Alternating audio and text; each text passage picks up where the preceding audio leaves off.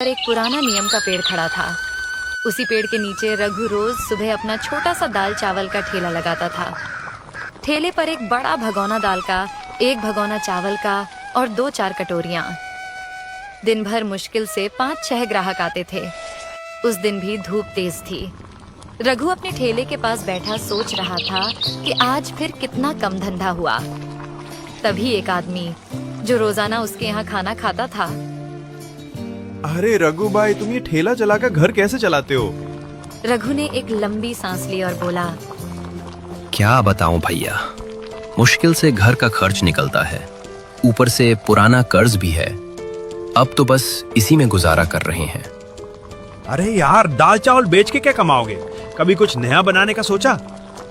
नहीं भैया, दूसरा कुछ बनाना आता ही नहीं। खेत भी नहीं है कि खेती करूं, जो आता है वही बेच रहा हूं।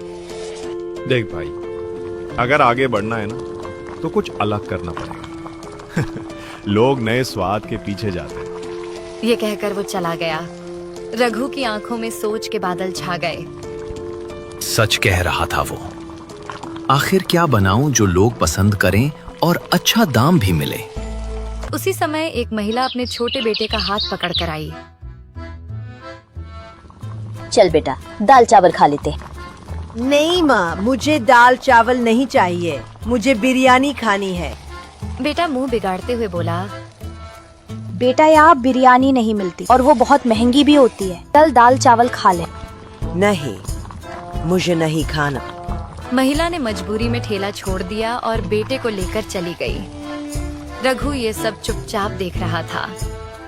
उसके मन में एक बिजली सी कौंधी।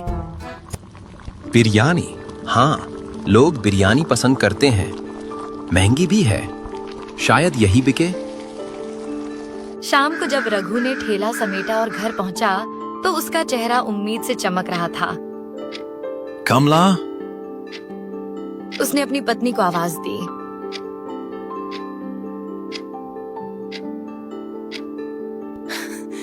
क्या हुआ रघु, आज बड़े खुश लग रहे हो? सोच रहा हूँ कल से ठेले पर बिरयानी बेचें, लोग पसंद भी करेंगे और मुनाफा भी अच्छा होगा। कमला चौंक गई। बिरयानी? लेकिन बनाएगा कौन? मुझे तो नहीं आती। रघु कुछ पल सोचता रहा, फिर बोला, सलीम को क्यों ना पूछूं? वो होटल में काम करता है, उसे तो बिरयानी बनानी आती होगी। वो जरूर सिखा देगा। कमला हंस दी। ठीक है, पूछ लेना। अगर सच में सीख गए तो हो सकता है हमारी किस्मत बदल जाए। रघु के चेहरे पर उम्मीद की किरण चमक उठी। उस रात वो देर तक बैठा तारों को देखता रहा और मन ही मन ठान चुका था, कल से जिंदगी बदलनी है, किसी भी कीमत पर।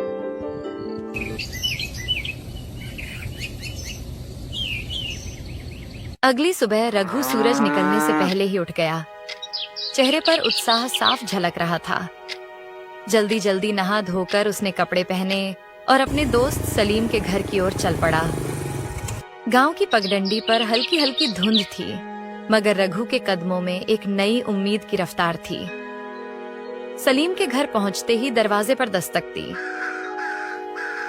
कौन है? अरे रघु, बड़े दिनों बाद आए हो भाई। हाँ यार, काम के चक्कर में समय ही नहीं मिल पाया। सोचा आज आकर तुमसे कुछ जरूरी बात कर लूं। अरे आओ आओ अंदर। सलीम ने उसे चारपाई पर बैठाते हुए कहा, क्या बात है? चेहरे से तो लग रहा है कोई बड़ा फैसला लेने वाले हो। रघु ने गहरी सांस ली। सलीम भाई, तुम्हें पता है मेरी हालत कैसी है? ठेले पर दाल चावल बेच बेच कर गुजारा मुश्किल हो गया है। कर्ज का बोझ भी बढ़ता जा रहा है। सोच रहा हूं कुछ नया करूं और इसी वजह से तुम्हारे पास आया हूं। सलीम ने गंभीर होकर पूछा, क्या मदद चाहिए भाई? जो होगा मैं जरूर करूंगा। रघु ने थोड़ी हिचकिचाहट के बाद कहा, भाई मुझे तुमसे बिरयानी बनाना सीखनी है। सुना है तुम्हारी बिरयानी का जवाब नहीं। सलीम का चेहरा खिल गया। अरे बस इतनी सी बात। ये तो बड़ी आसान चीज है, बताता हूँ। रघु उत्सुकता से उसकी बात सुनने लगा।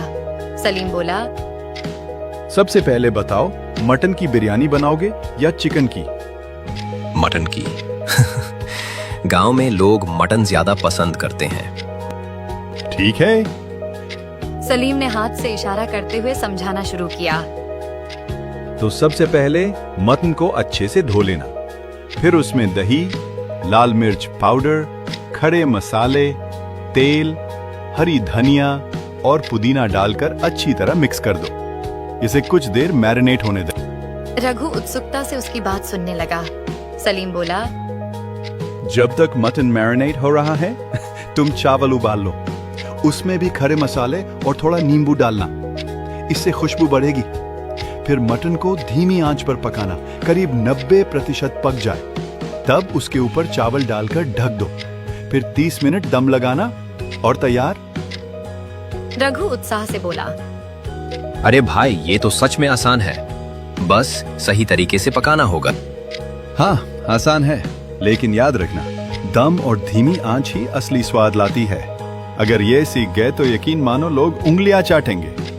रघु की आंखों में चमक आ गई। बस भाई, अब ठान लिया है, मटन बिरयानी का ठेला लगाऊंगा।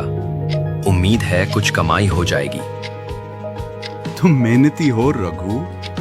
यकीन मानो, तेरा ठेला गांव में मशहूर होगा। शुक्रिया भाई, तुमने हिम्मत दी। अब चलता हूँ, कल की तैयारी करनी है।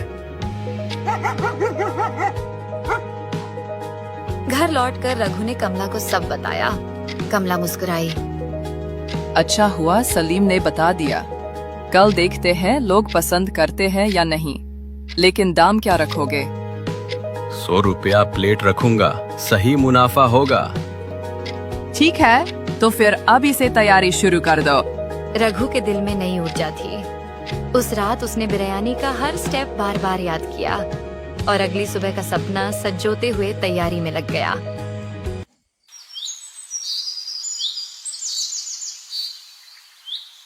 सुबह होते ही रघु ने जल्दी जल्दी नहा धोकर काम शुरू कर दिया।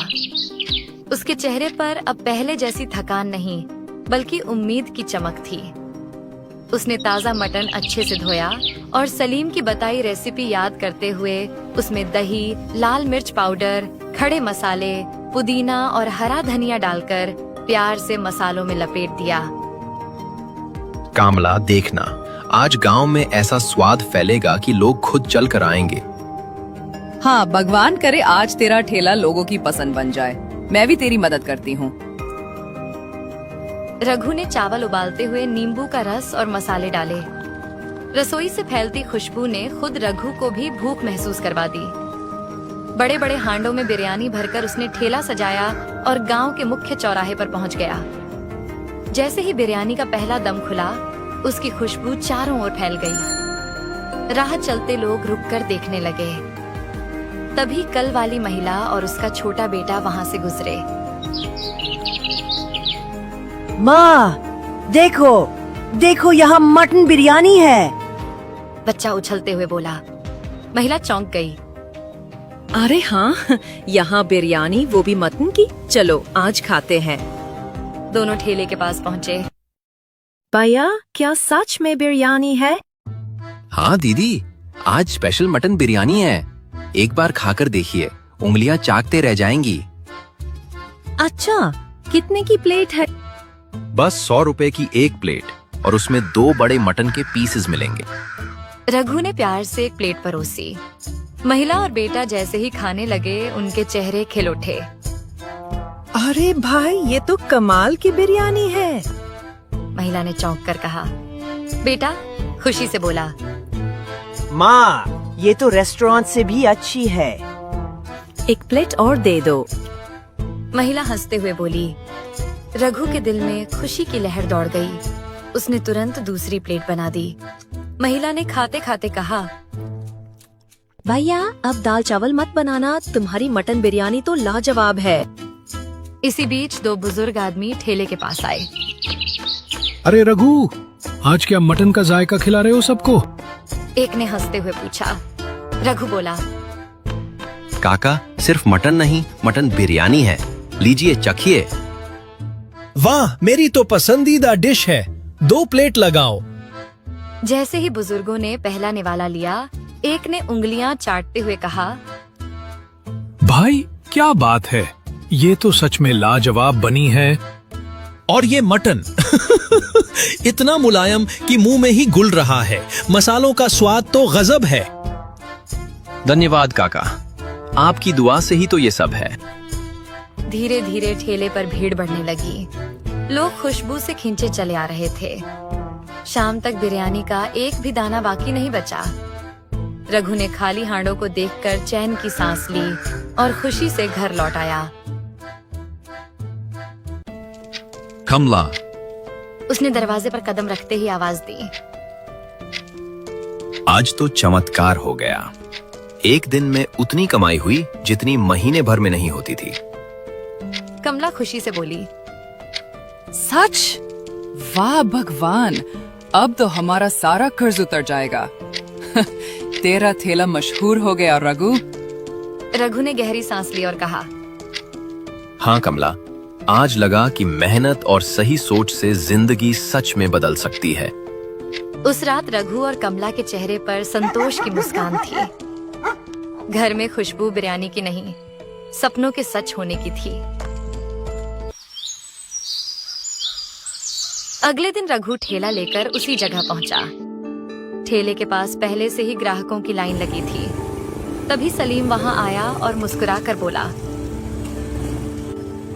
अरे रघु, तुमने तो मुझे भी पीछे छोड़ दिया। पूरी बिरयानी की खुशबू गांव में फैल गई है। रघु हंसते हुए बोला,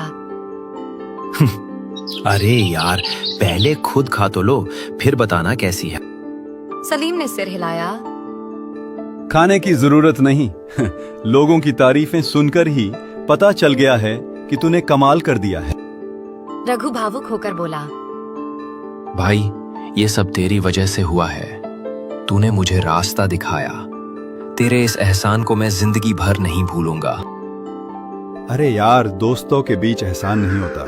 तेरी मेहनत ही तुझे यहाँ तक लाई है। धीरे धीरे रघु की बिरयानी का ठेला गांव में मशहूर हो गया। अब वो सिर्फ ठेले वाला नहीं, सबकी पसंदीदा बिरयानी वाला रघु बन चुका था। गरीबी और कर्ज की जगह उसके घर में अब खुशियां और तरक्की की खुशबू फैल चुकी थी।